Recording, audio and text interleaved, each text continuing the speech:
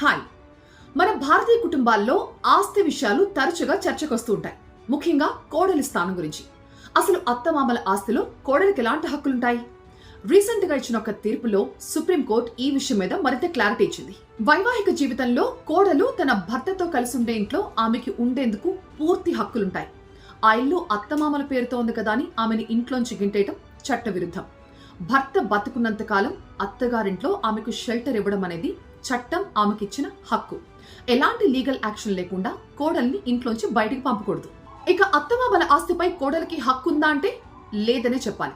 అందులోనూ అది వాళ్ళ కష్టార్జితం, స్వయం సంపాదన అయితే కోడలికి అసలు ఎలాంటి హక్కులు లేవు. ఒకవేళ వాళ్ళు మీకు బహుకరించినా లేదంటే వీలునామాలు రాసినా అది మీకు చెందే అవకాశం ఉంటుంది.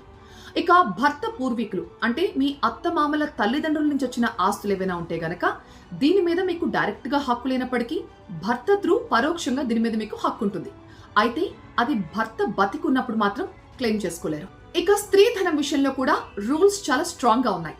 స్త్రీధనం అంటే పెళ్లికి ముందు గాని పెళ్లికి తర్వాత గాని మీ తల్లిదండ్రులు గాని మీ అత్తమామలు గాని మీకు ఇచ్చే నగదు, నగలు లేదంటే ఆస్తి వీటన్నిటి మీద పూర్తిగా మహిళలకి హక్కు ఉంటుంది. ఒకవేళ ఇవన్నీ మీ అత్తమామల దగ్గర ఉన్నా కూడా అవి మళ్ళీ తిరిగి తీసుకునే హక్కు మీకు చట్టం కల్పిస్తోంది. ఇక డొమెస్టిక్ వైలెన్స్, గృహ హింస.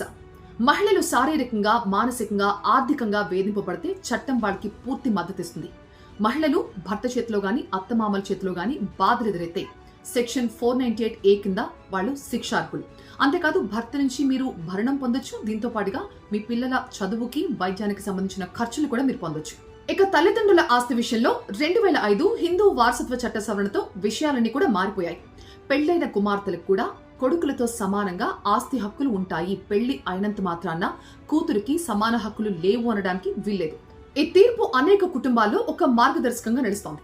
కోడలికి అత్తమామల ఆస్తిలో ఎలాంటి హక్కు లేకపోయినా ఆమె నివాసం, ఆమె గౌరవం, భద్రతకి చట్టం అన్ని హక్కులు కల్పిస్తోంది, ఒక భరోసానిస్తోంది. అంతేకాదు తల్లిదండ్రుల ఆస్తిలో సమాన హక్కులు ఉన్న విషయాన్ని కూడా గుర్తు చేస్తోంది.